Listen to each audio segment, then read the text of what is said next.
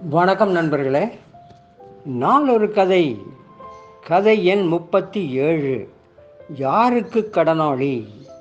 சொல்பவர் S. Dandapani, Pollachi. கடை வீதியில் சிறிய கடை வைத்திருக்கும் எளிய நண்பர் அவர். ஆண்டு முழுதுமே ஏதேனும் ஒரு காரியத்தை சாக்காக வைத்துக்கொண்டு நன்கொடை வசூலுக்காக அரசியல்வாதிகள், தொழில் சங்கத்தினர், பல்வேறு சமூக ஆர்வலர்கள், கோயில் விழாக்கள் சம்பந்தமான பக்தர்கள் என்று பலதரப்பட்டவர்கள் ரசீது புத்தகங்களுடன் வலம் வந்து கொண்டிருப்பார்கள் என்பதை நாம் அறிவோம். பயத்தின் அடிப்படையில் அரசியல்வாதிகளுக்கும், பாசத்திற்காக சமூக ஆர்வலர்களுக்கும், பக்திக்காக கோயில் காரியங்களுக்கும் அவரவர் விருப்பப்படி நன்கொடை வழங்குவது அக்கடை வீதி வியாபாரிகளின் வழக்கம்.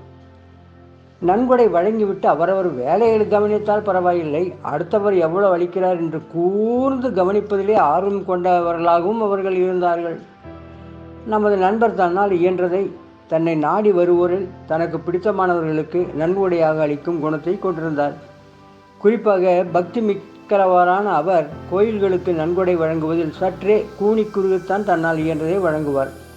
ஏனென்றால் கோயில் காரியங்களுக்கு தாராளமாக வழங்க வேண்டும் என்ற ஆசை அவருக்கு. ஆனால் சட்டியில் உள்ளது தானே அகப்பையில் வரும்.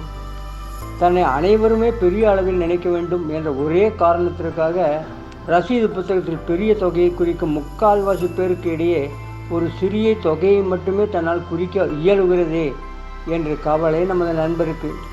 இதனாலேயே கடை வீதியில் தலை நிமிர்ந்து அவர் நடப்பதே இல்லை. தாழ்வு மனப்பான்மை மழையென வளர்ந்து விட்டது அவருக்குள். ஒரு நாள் இதையெல்லாம் என்னிடம் கொட்டி தீர்த்து விட்டார். எங்கோ எப்போதோ கேட்ட கதை ஒன்று என் நினைவில் பளிச்சிட்டது.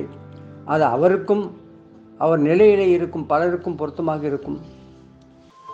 அந்த சிறிய ஊரின் பெரிய கோயில் அது. காலை நேரம், வெள்ளிக்கிழமை. ஊரில் உள்ளோரெல்லாம் வந்து தரிசனம் செய்துவிட்டு சென்று கொண்டிருந்தனர். ராஜகோபுரத்தின் இடதுபுறமாக ஒரு சன்னியாசி அமர்ந்திருந்தார். கலையான முகம். அவரை சுற்றிலும் அவரது சீடர்கள். அவர்களுக்குள் மக்களில் சிலரும் அமர்ந்திருந்தனர். அப்போது படோட பாகமாக ஜரிகை வேஷ்டி, உடல் முழுவதும் சந்தனம் பூசியவாறு ஒருவர் இறங்கி கோயிலுக்குள் நுழைந்தார். பெரிய வெள்ளி தட்டில் தேங்காய், பழம், பூஜை பொருள்களுடன் ஒரு பணியாளரும் அவர் பின்னே மிகவும் பவ்யமாக சென்றார்.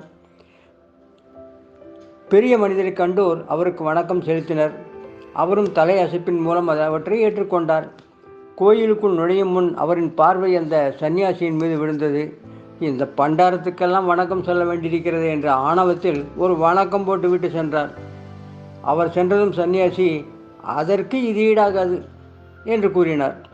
சீடர்களுக்கும் அங்கிருந்த ஜனங்களுக்கும் அதன் பொருள் விளங்கவில்லை. என்றாலும் எதையுமே கேட்காமல் அமைதியாக இருந்தனர். சிறிது நேர இடைவெளியில் மற்றொரு சிறிய கார் வந்து நின்றது. அதிலிருந்து இறங்கியவர் தனது மனைவியுடன் பூஜை கூடையுடன் கோயிலுக்குள் சென்றார். அவர் கடந்து சென்றதும் 10ல் 1 பழுதில்லை என்று சன்னியாசி கூறி புன்னகைத்தார். சீடர்களுக்கும் மற்ற ஜனங்களுக்கும் இது புரியவில்லை. இன்னும் சிறு இடைவெளி நேரத்தில் கந்தல் உடையுடன் வந்த ஒரு கண் இழந்த கிழவி கோயிலின் முன்பிருந்த உண்டியலில் தன்னிடம் இருந்த சில காசுகளை போட்டுவிட்டு ஒரு பெரிய கும்பிடு கூட போடாமல் அப்பால் நகர்ந்து விட்டார். உடனே அந்த சன்னியாசி, அம்மா, கடவுளை கடனாளியாக்கி விட்டு போகிறாயே என்று உரக்க கூறினார். இப்போது அந்த சீடர்கள், குருவே, தயவு செய்து இந்த நடந்த 3 நிகழ்வுகளிலும் தாங்கள் கூறிய வார்த்தைகளுக்குரிய பொருளை எங்களால் விளங்கி கொள்ள முடியவில்லை. அதை எங்களுக்கு விளக்கி கூற வேண்டும்.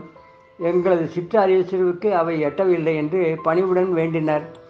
கூடியிருந்த மக்களும் ஆம் குருவே, குருமகராஜ் என்று ஒன்றாக கூறினர்.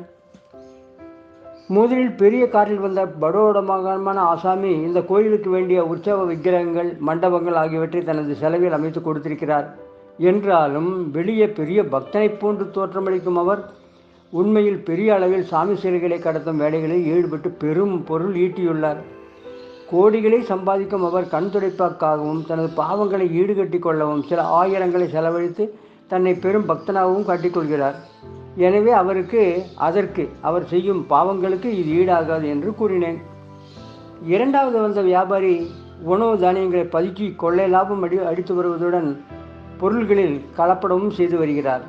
சம்பாதிக்கும் பணத்தில் 10ல் 1 விகிதத்தை கோயிலுக்கு செலவழிக்கிறார். எனவே 10ல் 1 பழுதில்லை.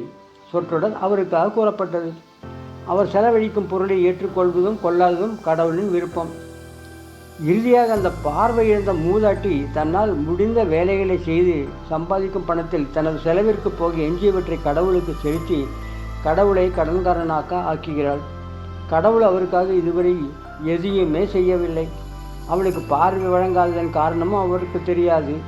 என்றாலும் அவள் தான் உயிர் வாழ தேவையானதை மட்டும் எடுத்துக்கொண்டு உழைத்து சம்பாதித்த மீதியை கடவுளுக்கு தினமும் வழங்கி அவனை கடன்காரனாக ஆக்கி வருகிறாள். இப்போது புரிகிறதா? இத்தொடரை கேட்டு வரும் நண்பரே, இப்போது உங்களுக்கு தெளிவு பிறந்திருக்கும். இதை கேட்டு இதன் பிறகு கடைவீதியில் கூனி குறுகாமல் நடங்கள். தாழ்வு மனப்பான்மை வேண்டாம். முடிந்ததை கொடுங்கள். கடவுள் பணத்தை பார்ப்பதில்லை, மனதைத்தான் பார்க்கிறார். மீண்டும் நாளை மற்றொரு கதையுடன் சந்திப்போம். இந்த சேனலை சப்ஸ்கிரைப் செய்யாமல் இருந்தால் சப்ஸ்கிரைப் செய்து கொள்ளுங்கள். உங்களுடைய கருத்துக்களை பதியுங்கள். மீண்டும் நாளை சந்திப்போம். நன்றி, வணக்கம்.